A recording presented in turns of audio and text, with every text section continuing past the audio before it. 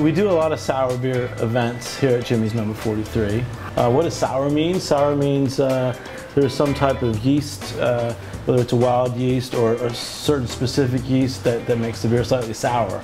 In Germany they have Goza, they have Berliner Weiss, and Lambic is the one that most people know from Belgium. Well, technically Lambic can only be made in Belgium, as far as I know. Some of the American brewers who are trying to make that Lambic style of sour, they're also trying to do this traditional coolship, where rather than having them in these contained vats where natural yeasts can get in there and work in the fermentation.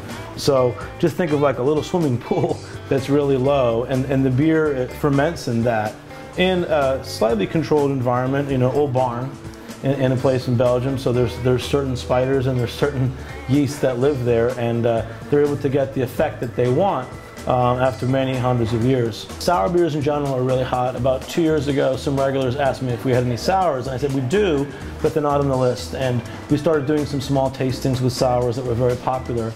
There's certain, you know, micro yeasts that are in these barns that you can't replicate, and yet in America there's some really good ones. There's Russian River out in California that everyone wants and everyone's heard of. Allagash in Maine, soon to be Peekskill up in Hudson Valley. They'll all be making, you know, same quality as Belgium. But Cantillon, it just stands apart. I mean, it's their mission has been to make these lambics. They're untouchable. They have different styles of beer. So this is what everyone's aspiring to make.